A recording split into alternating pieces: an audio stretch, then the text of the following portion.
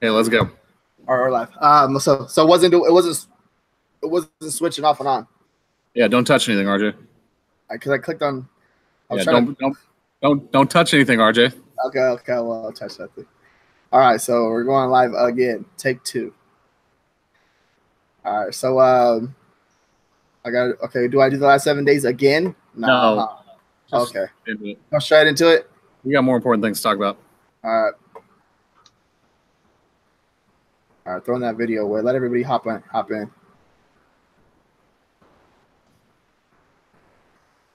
Boom, boom, boom, boom, boom, boom, boom. All right. Okay.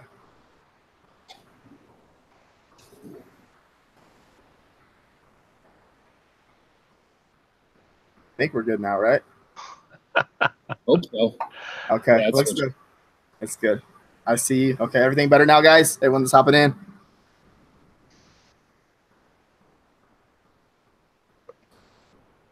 All right, cool. Yeah, we're back. Okay. All right, guys. So, yeah, we already went over the last 7 days. We have a special guest on, Ken. If you guys don't know him, he's started a group. What was it? Trademark Watchdogs, and we have some information down below. There's his Patreon is down below. I think there's different levels of the Patreon where you can actually sign up and do like a paid subscription. We'll go into more detail about that in a little bit. And then he has a Facebook group down below too as well. You can join, and that is free. So if you guys are not joining any of the Facebook groups with merch by Amazon, like you guys are making a big mistake. You guys should join all those groups. There's so much free content out there that people are selling courses on. It's like ridiculous. Like so much content in there, and you're gonna go and buy a course. There's no need for that. Okay, so I just want to let you guys know. All right, go ahead. Take it away. So the reason I wanted to have Ken come on is because we've kind of been having a lot of discussions. And I mean, I think we've all been having this discussion in public in the groups and everything else, but I think that there is some confusion, especially with newer sellers in terms of what is allowed and what is not allowed on merch in terms of like how you can like improve a design, right? And I thought that Ken would be a very good resource to come on and talk about realistically, like what people think is okay is really, you know, it's actually a copyright violation. It's going to get some people in a lot of trouble. Yeah, I mean it's oh boy, it's a big topic to go after, and I think what we're seeing, and we've been discussing this probably the last couple of weeks, Matt, is just we're seeing what's the word, derivative. Yeah, a derivative take on a design, right? And one of the misnomers that I think we're seeing right now is you'll see somebody comes into a group and says, here's my design and here's theirs design, can I report them? And right away you get people jumping on and saying, well, unless it's pixel for pixel, you have no copyright. That's not true. And this one kind of drives me crazy with people. There's a difference between what we hear in the community. What's the word? Improved cat, right? Right. Some of the people, oh, you're just an improved cat. You look at a design. I mean, you take Merch Informer, you find the best-selling stuff. You take the designs, you flip it to your VA and say, here, recreate this, and then flip it. So maybe it's I don't know, whatever the design is. They flip it, they make a new graphic, but the butterfly is still in the same place. The text is still in the same place. All they did was change the font. They changed some colors. If you look at the two designs next to each other, you can obviously see that they're just a derivative design. That's copyright infringement. I mean, let's be blunt about it. That is copyright infringement, and you can report it and get it taken down. Just because somebody changed the font doesn't mean that they're clear in the game to go. Just because they changed the color, just because they changed the graphic. Yeah, you've got a unicorn in the right color of the shirt with the font that's, you know, a different font, but everything's laid out the same. It's still copyright infringement. And people need to start reporting that. People need to start taking it down. Now, if somebody goes and completely recreates the idea, takes a phrase, and makes an entirely new design, and when you look at the two, you say to yourself, those are two totally different people, two totally different designs. That's a whole new ballgame. And we're not even going to touch upon trademark, which is another complete BS topic. with phrases that are protected and things like that. But this is something that's kind of been irking me probably the last couple of months, is hearing people say, well, unless it's pixel for pixel, you have no right to report. But yeah, you do have a right to report. And most of the stuff you see on merch in this, like when you do, I don't know, dabbing skeleton, I mean, really? There was somebody that came up with the original idea of a dabbing skeleton, and I've seen unique takes on it that make it completely new.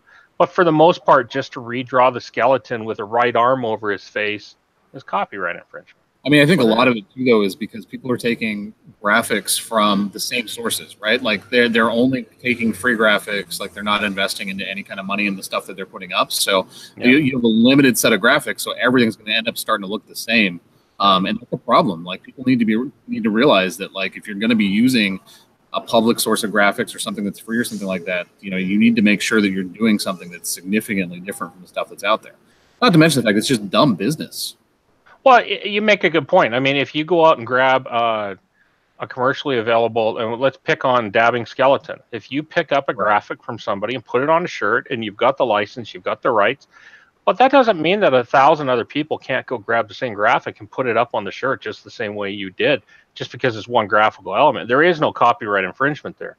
The only one that might have some infringement is the original creator of that graphic. But for the 1,000 people putting up that same graphic, they have no rights against one another. They just really threw up the same graphic up there. But it's a totally different story when you change everything about it. And I think you know what I'm talking about. If you take that idea and completely transform it, you didn't just take the idea out of a storybook or take it off of, I was looking at Shutterstock and saw a cool graphic, so I redrew it. And I keep saying, just because you can draw Batman doesn't mean you have copyright rights to sell Batman. I mean, and the same thing goes with designs that are on merch. Now, there's a caveat to that. You got to ask yourself, were you actually original? Where did you actually get your idea for the shirt?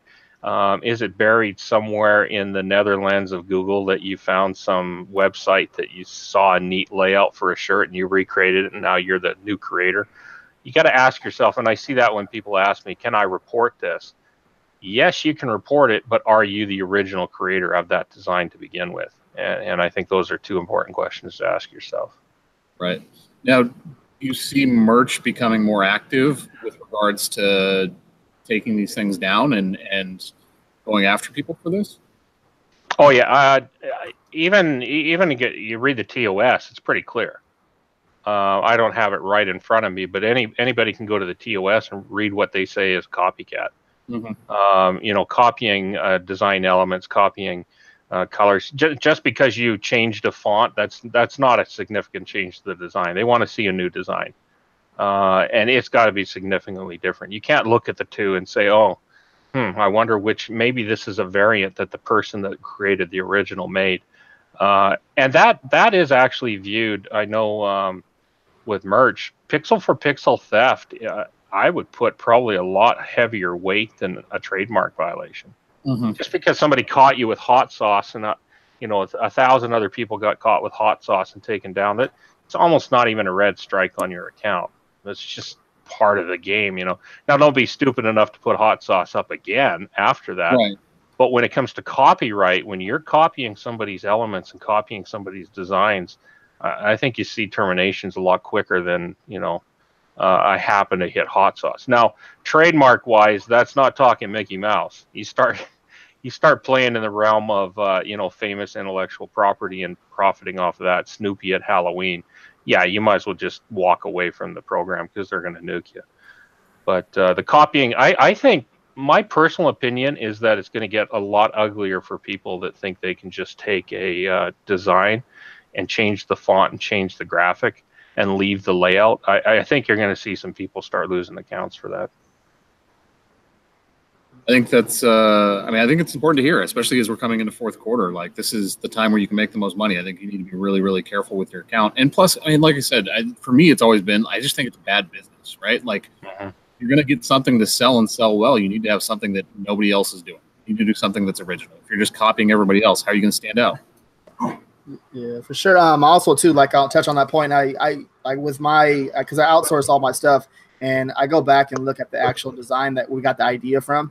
And I'm just like, dude, it's like, this is way too close to this design. We cannot use this. Like, this is like, we got to throw like in a graphic or something and make it totally different. There's like no way you can use this. And he's like, okay, I'm sorry. And then he does another one. So he's probably listening to this right now. So understand that and get what I'm saying, because we lose our account and we're just out of business and we have nothing else to do. So I think there's some misconception out there as to what can and can't be reported too. I think that's an important topic to bring up, because you're seeing it more and more. People are asking the question, can I report that? Now, you get really often left base to the other side of it, where they say, well, I thought of this idea and it was my idea. I'm sorry, ideas are not protected. That's just the way it is. The only thing for ideas that are protected are patents. Or go get a trademark, which is not about an idea. You don't trademark an idea. And you can't copyright an idea.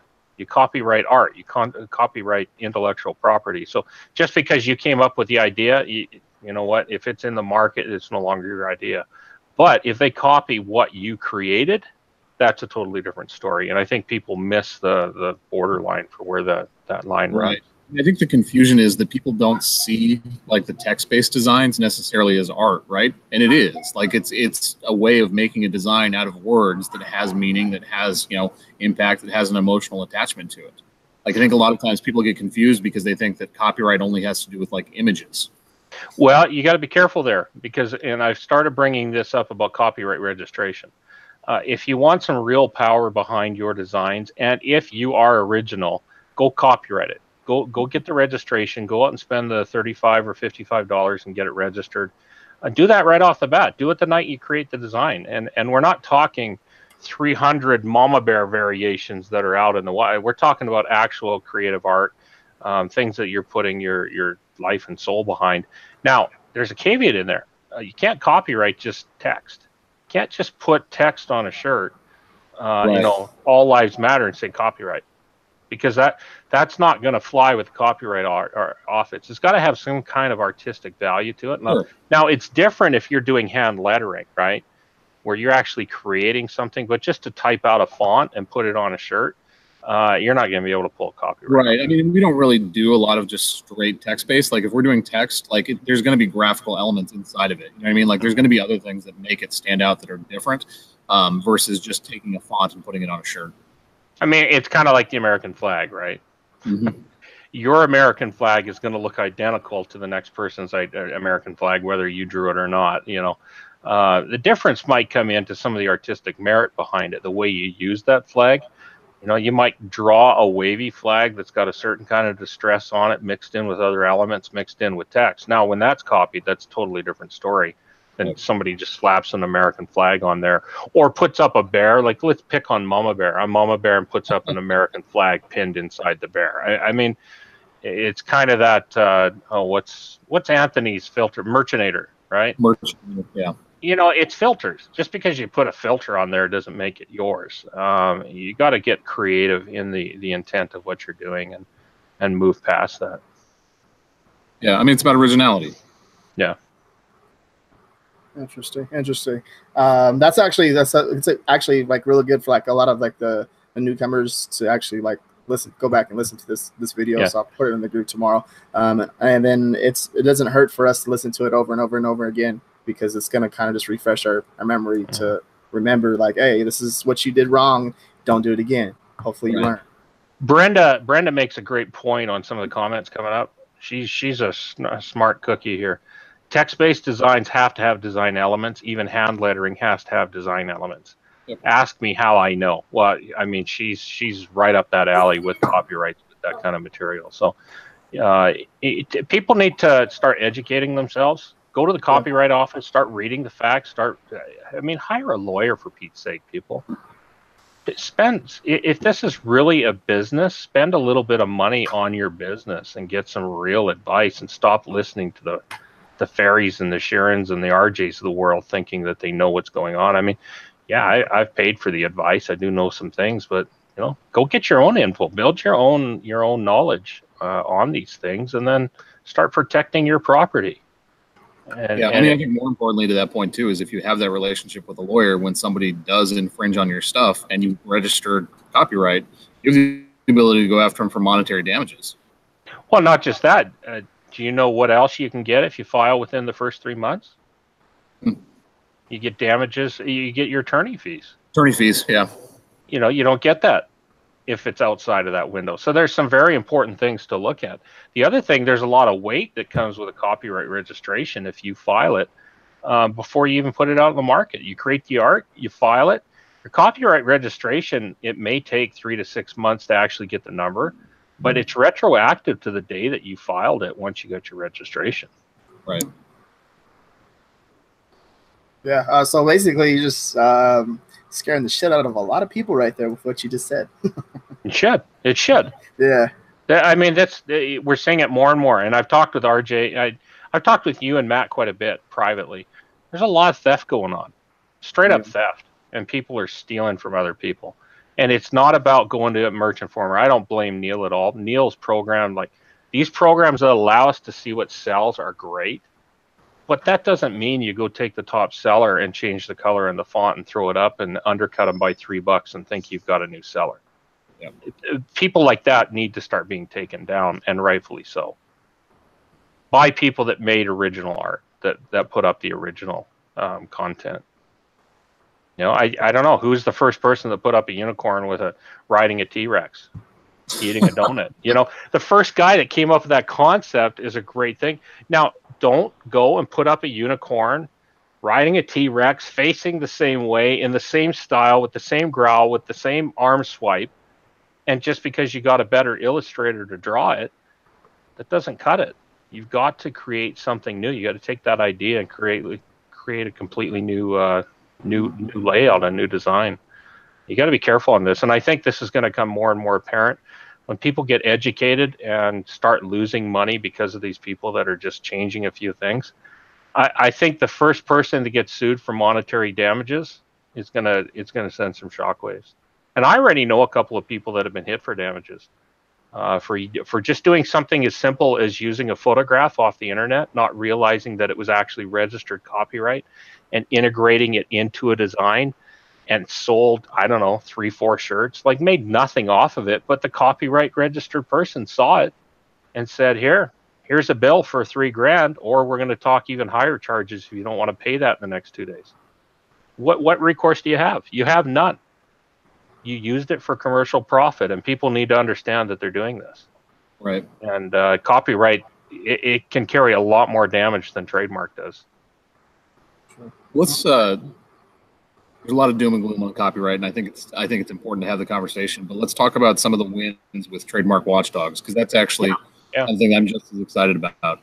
The Occupy Mars situation that just happened this week, right? We just got the notification. Yeah.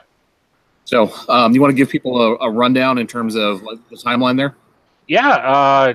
Occupy Mars is kind of a special baby. I filed that one, a letter of protest, way back in February or March, when I first had this idea that we could file letters of protest, that we started to get this trademark watchdogs going. I just jumped on the USPTO and said, hey, how do you do this? I started typing. I attached a couple of pictures. I've learned that it was probably kind of completely wrong, but the way that we're doing it now, comparatively speaking. But it was accepted, and the next thing you know, he gets a non-final action saying this is ornamental use, this isn't going to fly, and what we're seeing now is it takes 6 months for that to fall off, and then it seems to be about a month grace period after that. USPTO seems to give you all kinds of chances to answer and to continue on, but as of September 22nd or 25th, it was going to die, and a month later, sure enough, we got the dead notice on Occupy Mars. So it's a dead trademark application, and now we're going to see these ones that we've been filing over the last 6 months. You're going to see them start popping up with these dead notices, which is going to be really neat. We've actually killed some of these. We've brought it right through the process, and they are dead. Yep, and it's literally by spending 15 to 20 minutes getting your research, sending in a form. Like, this is as much as we hear every single day. I see a post about, I can't believe this is trademark. Like, this is us fighting back. We're starting to see a difference. Well, and we need more people fighting back, right? Mm-hmm. And we're seeing that. I mean, I'm pleased. I've seen some people say, "Oh, we got 6,000 people in that group. Why aren't we doing more?" Because we are really just scratching the surface. But that's part and parcel for the game. But I think we're making great inroads. We're making inroads with merch. We're making inroads with attorneys. We're learning a whole pile of information that we can use in the future. Making inroads with the USPTO. There's things that are changing there right now. I mean, the way that they accept letters of protest has been changed because of what we've been doing.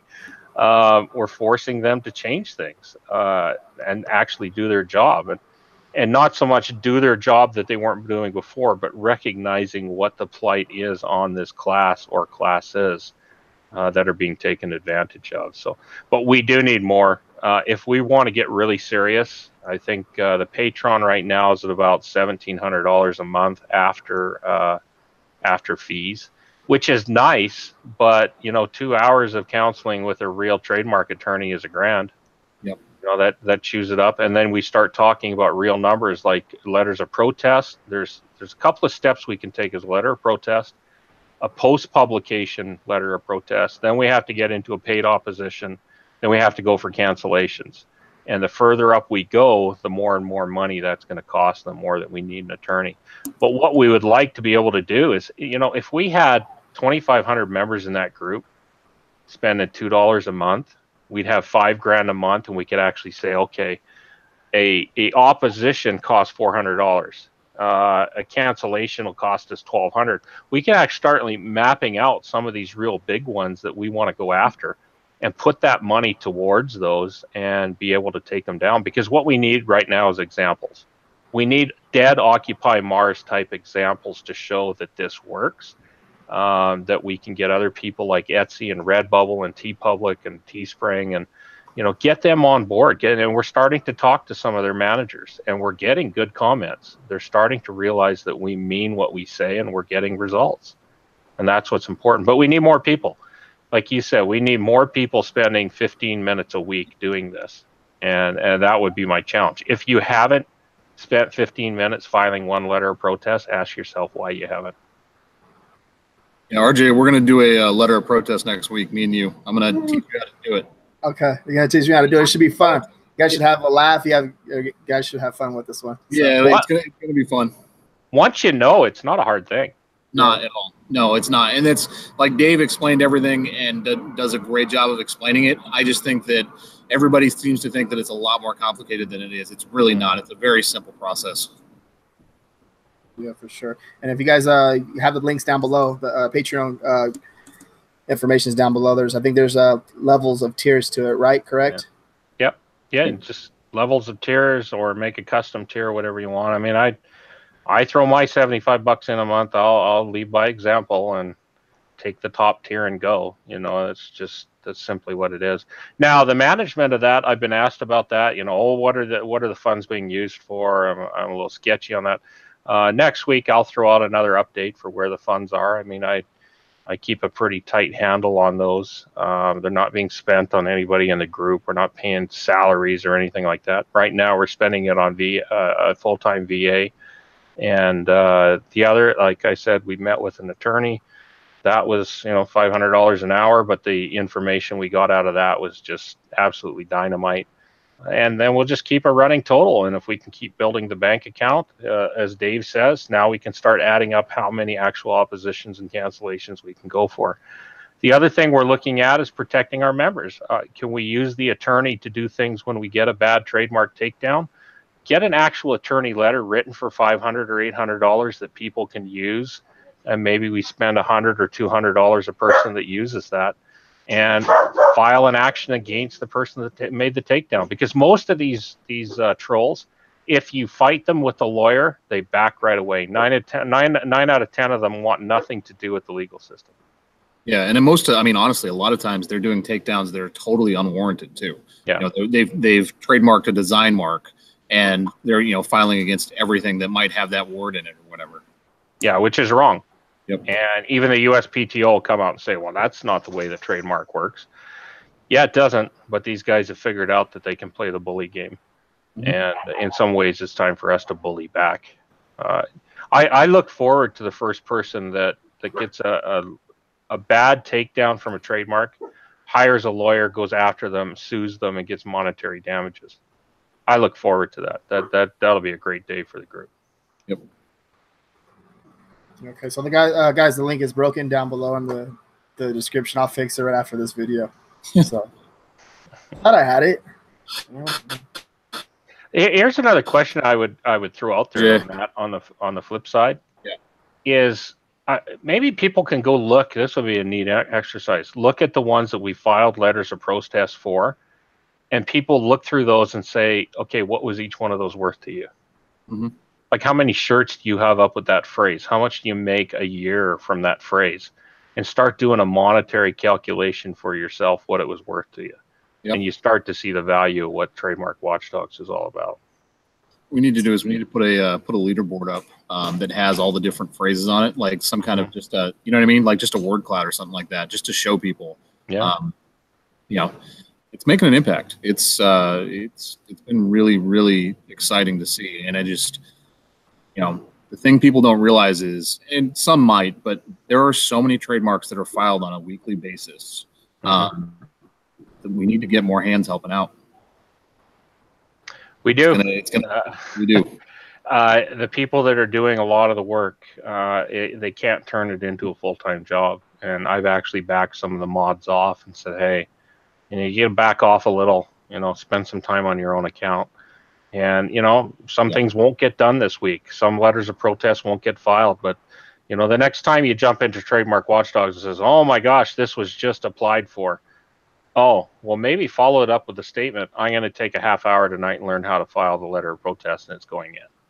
Yep. You know, and that would make all the world of difference for how this continues on and how it rolls along.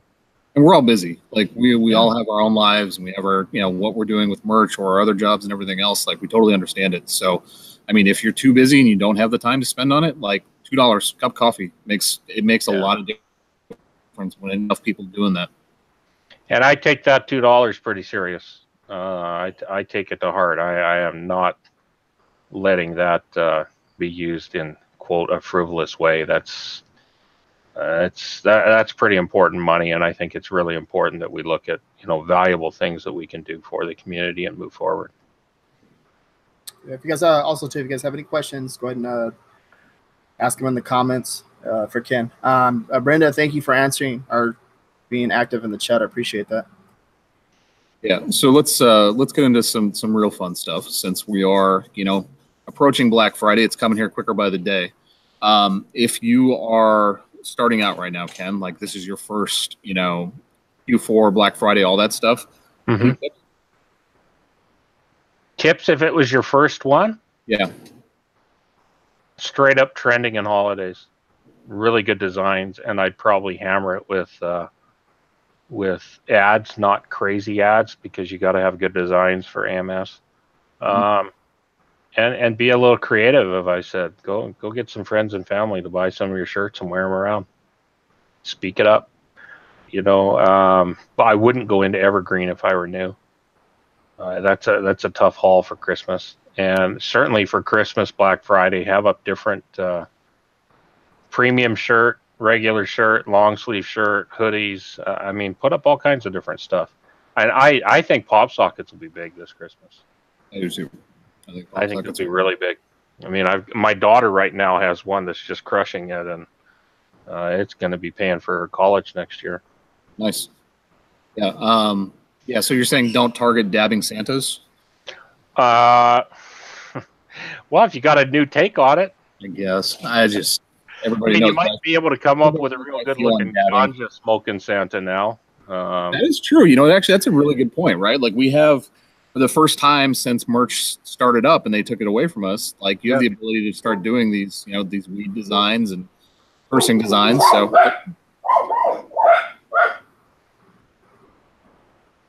RJ, you got a smoking Santa up yet? A smoking Santa, like smoking weed? Yeah. No, I don't. Should. Might be missing out. I haven't even touched that yet. I just wanted to give it like a full month for it to clear before I even did anything like that. But it makes sense. All right. Look at all these goddamn dogs. Can I put it in the? Can I put it on a kid shirt? Kid shirt. Come on, man. Stop leading people down the wrong line here. No, read the TOS. Now you guys make sure you guys too. You guys can't put anything with any type of drugs or anything like that related to. You can't put it on any kid shirts, youth shirts. Yeah. So and I think I've seen the question quite a bit about pop sockets. There's nothing against putting stuff up on pop sockets. yeah. Merch will answer if you ask them the question. They'll say, "Do not put it on youth sizes," and you'll say, "Can I put it on pop sockets?" And they'll say, "Do not put it on youth sizes." Yeah. So yeah, they pass manual review. I know that from experience. So pop sockets are good. Hoodies are fine. You know, I mean, they don't even have a youth size. Like, No. come on, people, use your head here. Yeah, I mean, I think I made a comment like people are you're overcomplicating things, guys. Like they're going to be explicit with you. If they don't want you to put it on something, they're going to say it. Yeah. So you said a dabbing Santa smoking weed? Yes. Yeah. Riding a unicorn looking for donuts. So okay, I'm doing this right now. I'm gonna do this live right now for you guys. Well, I'm not gonna do it live right now, but I'm gonna do it, and then I'm gonna show everyone what the dabbing Santa smoking weed looks like. Okay, that's gonna be like I don't know, something. I'll show it to you guys. Another video. There it is. Okay, I want to make a dabbing Santa smoking weed for everyone. Jeremy has a good point there about inspiration and how to do designs. He says, use designs as inspiration. Take 2 or 3 designs and toss them to your designer. Ask him to come up with an original version based on that. And he makes a good point there, because you start taking, it's usually how I'll go into a new design or a new field I want to do, is I'll take kind of a mood board. And you see that even in the brand art, they have what's called a mood board. Mm-hmm. And it gives you a good feel for what you're trying to search for. And you're not targeted on one specific design. It's giving your mind the ability to branch out and be creative on all these different elements. And then what comes up, RJ, is exactly what I just shared with you. Hey, a unicorn would be good. Yeah, get Santa riding a unicorn, smoking a big doobie with a donut in his hand. Like, and you're taking all these elements and just mishmashing something so stupid that people are going to wear it. And be original with it, and because you're going to have to do that, you know, that's first person that put somebody on it. You know, T-Rex was cool the first time somebody put T-Rex on a shirt, but then somebody said, let's put a sloth on it, and then said, let's put a unicorn riding the sloth, and let's say, now let's put pizza in the air. And that's just what the vibe is out there right now. But Jeremy makes a great point. Make yourself a mood board and get creative with a large screen of different ideas.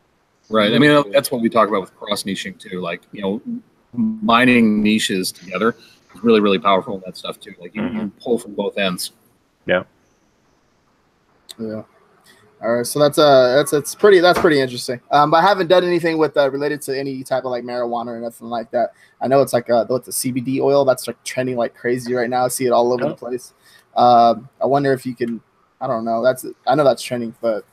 Keto and CBD oil. I mean, let's mix some of these hot topics, right? Yeah. Careful with keto, that's trademarked. Yeah, but you can get around things. I know. RJ, what are you planning to do to get ready for Black Friday? I don't know. Just do the same thing I've been doing. Honestly, I've been just trying to think of more ideas and trying to just be more creative. Because like I actually with my illustrations, I kind of hit it hard with Halloween. And I kind of seen a big difference in it, and I'm just kind of just like coming up with crazy ideas and see if they work, see what happens. What about AMS ads? Are you running AMS ads to everything? Are you running it to like certain ones? Like this is like my I barely started running it, so I probably spent it only like $80 on it. Yeah, I believe it was, but I am going to start like turning up a little bit, because I was averaging us like over like 5 to 6K a month just with AMS, messing around with it, and they shut it down, and I can see like a big drop in it. But now I know like a lot about it, a little bit more about it, and we'll start running more AMS ads. So I mean, I think with Black Friday coming up, like you definitely want to have as much visibility for your shirts as possible. So you just got to start thinking about that. Like, and don't start asking like, well, what should we put the cost at, or what should we put the bids at, or like you're gonna have to test and figure it out, guys. But just have that in the back of your mind that like this is the kind of thing that can help you to make a lot more money on Black Friday or getting closer to Christmas. Yeah, and it all comes down to that average cost of sale, right? It's finding that point where, hey, I was only making $1 or $2, but you know what? You weren't making that dollar before you were doing the ads. Your design was good, but it was buried on the 50th page. Yeah. Are you? What are you? No, yeah, for sure. AMS ads, like a lot of people are like, oh, I don't know how to do it. Well, learn how to do it. It's simple. Like there's a way to learn everything in this world if you apply yourself and do it. Just do it. And don't put up every ad at $75 a day. Yeah. Oh, God. Yeah. No. Well, you can do it if you want. It's up to you. It's like, do it. I will say, I mean, we were talking about this before the show, and RJ's like, AMS ads are one thing, but Facebook ads are scary. And what he's talking about is like Facebook ads, they'll spend that money. So if you set your budget at $75, Facebook will spend that money. AMS might not. Yeah, AMS, it all comes down to clicks. Yeah. And that's why I've told people bad designs, well, actually mediocre designs will cost you money. Yes. Because they're just good enough to get a click, but not good enough to get a sale. And those are the people that are going to fail at AMS. Bad designs, nobody's going to click on them anyway, and then you're not going to get any shows. But yeah, I mean, I think people need to be realistic, right? Like, if you know what the quality of your designs are, and you should know what the quality of your designs are. If they're not great, like, you probably shouldn't think about running AMS ads to it. It's not going to fix the problem. No, and that's where you got to up your design ability. You got to up the quality, and merch is pushing that way to better quality. Better quality stuff is taking down bad stuff. That's just the way it is. And it's going to get tougher and tougher and tougher. Yeah. So ads are fun. Once you start seeing results and you guys start doing it and it starts working, it's so fun. Like, I mean, I got 2 ads right now that I'm running, and I spent $1,400 this month, but I'm also running a 14% average cost of sale in 2 niches that are very, very competitive. I'm happy. He's up in my niche, guys. I'm up in your niche right now, baby. I'm taking it over. But I mean, I'm spending money to make money. It's and I price high. I'm $19.99 shirt. So, maybe I got to spend $1,000 to make a couple of thousand. Now, when it comes to pricing, are you going to make any price changes as you come into like Christmas? Are you going to adjust your prices at all, make them higher, just leave them the same? I leave them the same. I've done that for 2.5 years. Really, I mean, people are going to say, "Oh, Ken, you're a hypocrite." Yeah, you'll catch me. I'll go in low sometimes. I'll go in bottom basement, $12.99, $13.99, but it's rare, and it's usually because I'm slamming into a niche that's $16.99 to $19.99 average, and I just want to get some quick sales and get it on the front page. But if I'm competing with somebody at $13.99, if that's the niche's price point, you're not going to find me there. It's just not worth my time. It's not. I mean, it's not worth my time to sell 500 shirts a day and make $200. Right. I make $200 off of the first 30 shirts. I mean, why would I stress out about selling 400 or 500 for $1 or $2 a shirt? It's just not worth my stress levels. And as I said, why don't I expand in some ways? Why don't I get VAs? Because I'm happy. Why make myself mad, right? I mean, it's also because merch as it is right now, it's difficult to scale out. I think it's coming. I think that they understand that's something that we probably need to have a little bit of help with. But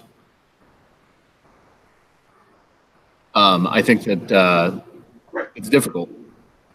But the old game of scaling, the way that we saw it a year and a half or 2 years ago, isn't the game that works. No, agreed. 2 years ago it worked because you could slam it out there and you were going to be in the first 2 or 3 pages. Well, now to go out and I call it the filter effect. Just because you have a good design doesn't mean it needs 50 filter effects and 50 different ways to put it up. I disagree with people all the time. They're like, yeah, scale that sucker out, flood it out. I will flood out a niche. If I start getting a hold on something, I'll start flooding it out, and I'll even flood it out with my own shirts. Variations of some designs, but they'll be tweaked in different ways. But I'll never go put 50 filters in one shirt up and see which one sells. Because I should have some idea as a designer which is the best design and what does that niche want to buy. I'm not throwing hooks in the water just to try and test and see what sells. I should already know what sells before I put it up. Now, are you listing when you're listing? So because this is a question again we get all the time. Like, are you picking all 5 colors? Are you picking 2? Are you picking 3? I know the answer to this, but I think it illuminates people. More often than not, I'm scaled way down on the number of colors I pick. I will pick the best color, and sometimes I may pick one or two others. Maybe I'll pick a feminine color. I want to pick colors that if it shows up on that front page look good. Yep. And I hate to say it, unless it's a niche that likes the asphalt color, it's just not going to be on my shirts, because it's always going to be showing. And my shirt may look best on white, or it may look best on black.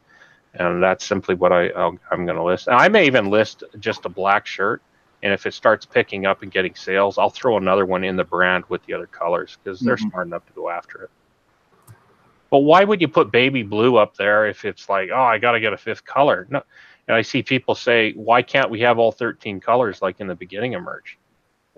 It's ridiculous. I mean, I've said it before, and I'm a broken record. Go to Walmart, go to Target, go to Old Navy, and ask yourself, how many colors of a design do they have for a T-shirt? Yep. Yeah, I mean, it's something that I see with our Etsy store for sure, because we only carry 2 colors. Like, we carry a black and we carry a gray. It makes a huge difference. And then when you start going back, like I was looking through some of our older designs today, I'm like, it's showing on this goddamn purple color, and you can't see the black writing. Why did we ever list it with that color? Yeah. And that's the shirt that's showing up in the search results. It's showing up as purple. You know, you got to make sure you put the shirt, put it on a color that the design's going to look good. And stick with it. Funnel your customer. Funnel them to what works best for your design. Yep. So. It's a pretty interesting topic right there. That was pretty good. Some good stuff. So, yeah, that's, if you guys don't understand what he said, you just keep it very simple, and whatever your design looks good on, whatever color looks good on, just try to keep it like 3 to 2 or even 1 sometimes. Just test it out. It's not going to hurt. Trey makes a very good point, though. And this I will go against what I just said. In a throttle, it is good to have other colors. And it is good to not only have the regular shirt, but have the premium shirt. And maybe not just the premium shirt, but the long sleeve shirt. Because anybody with experience on throttles knows 2 years ago, the standards all disappeared. And the people that had their stuff up in the premiums killed it. Because they just kept selling them right up until about a week before the absolute deadline was. And Trey makes a good point. Last year, how they did the throttle was colors would drop off. As you got a sale, it would drop, right? Either your whole listing would drop or the color would disappear. And so if you had other colors that looked good, you still had your listing up there. And Trey's tip there is absolute gold for Q4. I wouldn't say that means me personally, I'm going to go put up my shirts and put up 5 colors for everything. It probably means I'm going to make a listing that's black, and I'm going to make a separate listing under that brand with the other colors. So when the first one falls down, the other one is there. And I may even go in and have 3 friends over the course of a week go into that alternate listing that's not selling as much and have them go buy 3 things. You know, have them go search it out. Don't give them the link. Have them go buy it so it's got a BSR, so it's sitting there ready to go. So when Q4 comes and your black one gets killed with a throttle, bing, bing, bing, there goes my one that has black, but the black's gone, but it's also got navy, it's got cranberry, it's got some of the other colors. And by the time they get 10 days before Christmas, so they're like, crap, colors I want aren't there, but it still looks pretty good on cranberry. I'm going to grab the cranberry. That is the one thing I do remember specifically about last year. Like, we had so many shirts sell that were crap. They were like from the stuff that we first started selling, but it's because there was nothing else out there because of the throttle. So like, we had this duck hunting shirt that was awful, but it sold multiple times because there was nothing else available. It's so sad how the throttle worked last year, because it just killed so many good selling designs. I mean, I understand what merch had to do. They didn't have their other production facility up. They had limited production. They just brought on like Coca-Cola right before the crash. I mean, Coca-Cola was just all over the place. I'm sure that every red shirt was going for that. I mean, what else could they do, you know? And they had to take the best sellers and close them down and slow down the topic, slow down the amount of sales. That's simply the way that they keep the customers happy. The customer doesn't see your sign, they don't know what they missed, right? It pisses us off, but didn't piss off the customer. It's just simply something that wasn't there for sale. Yeah. Well, I mean, let's hope that it's a little bit better. I mean, I think we all agree that there's probably going to be a freeze this year. Let's just hope it's not quite as violent. Yeah, I personally don't think it'll be as violent. Maybe I'm wrong. Last year was pretty brutal. Yeah. It was brutal because it really messed up a lot of BSRs and messed up a lot of sales ranks.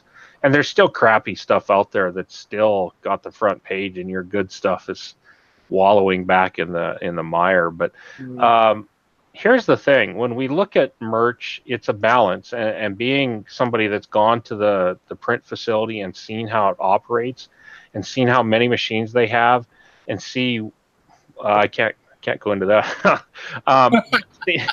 But seeing the perspective of how it works, I now have a good understanding of what the balance is, and it's very much a roller coaster, like I've talked before.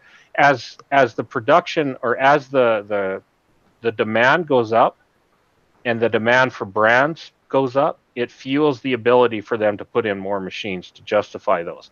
But there's no time that they're going to run at 100 or 110% all the time, because it's bad business. They're going to go through this roller coaster as the business grows. They're going to put in investment. They're not going to buy one machine. They're going to go and buy 25 for $500,000 a piece, and they're going to plug them down. Then they're going to open up the floodgates, and everybody says, "Oh wow, look, everything's selling."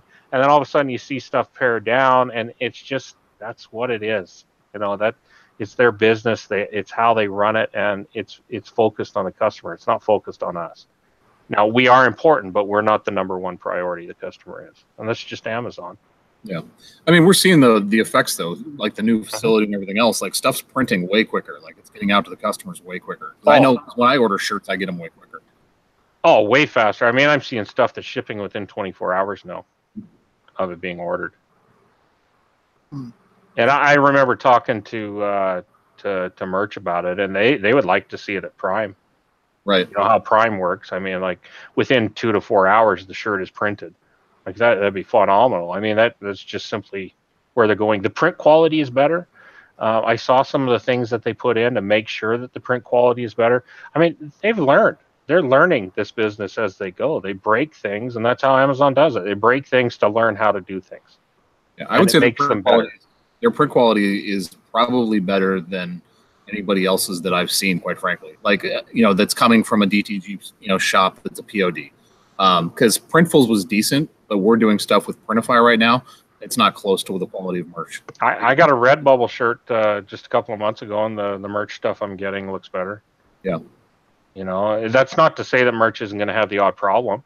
Right. I mean, yeah, the ink stuck together, or, it's off by an inch. Yeah, that happens. But, overall, they're doing a very good job on what they have. And, their return rate is not huge. I mean, I'm seeing a return rate of somewhere between 3% and 4%, which for apparel is dynamite.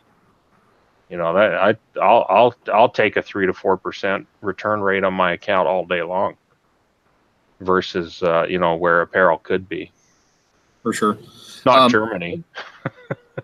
Oh, God. Do we have any questions in the chat, RJ? No, we don't. No, just the colors, multiple colors, Q4. Thanks for the gold nuggets. Yeah, send your questions about Q4 and colors to Trey. Don't send them to me. He'll answer all your questions on it. He's going to go back and hide in the woods. He's just as capable as I am on that one. Have you ever had to take down a copycat that has messed with you after the fact, whether they file a claim, etc.? What do you mean? I don't know. Messed with you after the fact, whether they file a claim. I'm not sure. Trey's leaving. Not sure exactly what he means. You guys can find Trey in the Facebook group, Merch by Amazon Mastermind. He's actually he's one of the he's one of the old guys. He's one of the old gods.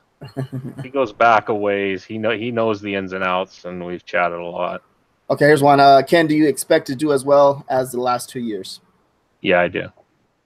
I'm doing better this year than I was last year.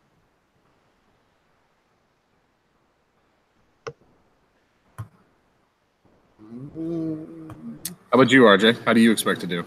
I don't know. You don't know? No. I think I'll do better because I kind of understand like the design part. The design part. Understanding of AMS too, because like last year, I remember this very clearly. We just started messing around with AMS right around Halloween. We'd gotten on the platform and started to figure things out. We didn't really start to understand AMS and start using it heavily until this year. Yeah.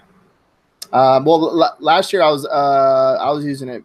Like, let's say at the when I first started, like my numbers from like the 6 months, like they trended up pretty well because I was using AMS. Yep. AMS ads pretty good. And now we got it back. Now I don't have to worry about that. So now the numbers should just trend up. There's no reason why they shouldn't. The designs are good, you know? So there's no reason why it shouldn't. The designs are good, but people have to know their niches too. Yep. Just because something's a good design doesn't mean it interacts with the niche. Sure. Oh, nice. Okay. Yeah, well, you guys have any questions at all? We're past the 7 o'clock mark. I actually have to go to a Halloween party. What are you dressing up as? I'm not dressing up. Let the people know. Oh, don't be that person. You're going to a Halloween party. You got to have He's dressing up as a leather goods salesman. Please do. Please do. Can we have a recap of RJ at 19? That can be your costume. That was 19 to 24, I believe it was. Actually, I could. That's a good idea. I can go on a. Then I'm gonna get girlfriend. See, this is no. It's not. No. You're gonna have a headache. So I don't know. I hope we answered or brought up some information about copyright trademark tonight. I mean, trademark is something that has to be hit, but I think copyright is the other big beast that's in the corner that's going to have to be handled. And I mean, it's an absolute Wild West, and pardon my French, shitstorm out there with copyright. And people need to start reading about copyright and versing themselves in it. And like I said, go get a lawyer. Go talk to them for an hour or two. Spend the money to do it. Let's talk about trademark. Talk about copyright, and just verse yourself in it and start protecting your assets. But be honest with yourself. Was it your asset to begin with? Yeah. And if it wasn't, then maybe you need to reevaluate and go find some assets that are actually yours and are original and go protect them. Originality, guys. Yeah. Like it matters. Yeah, for sure. It's a lot of good information in this episode, so should be good. If you guys haven't given the video a thumbs up, give the video a thumbs up. And like I said before, Trademark Watchdogs, the information is in the description. I will fix one of the links down below. Join the Facebook group. It's free. There's no reason why you shouldn't. You should join that Facebook group for sure. There's always really good information that's getting dropped, and it's a great opportunity to learn about trademarks. There's some knowledgeable people in there. Yep. Underwear. What's that? Nothing. Superman drawers. Oh, I got my Superman underwear still in there. It's going as Captain Underpants tonight. Just the underwear. Oh God. I haven't talked to Ken since since that. Actually, you can just run around that with a red cape on, and you do just fine this Halloween. No. Just a reminder, guys, we brought it up earlier. I don't know how many of you guys were still watching. Next Wednesday, we're going to have Anthony Bustiglio on the show, and I'm sure it's going to be entertaining. So, yeah, we're going to get to talk to him where he's been for the last month and where he disappeared to. Right on. And all the dirty secrets. Yeah, we told him that you guys miss him, so he'll be on. Right on. So next week. Yeah. All right. Is that it, guys? Hey, guys. I think that's it. I think I'm good. Thank you, guys. Hey, we'll talk to you later. Yeah. All right, guys. Have a good night. Thanks, Ken.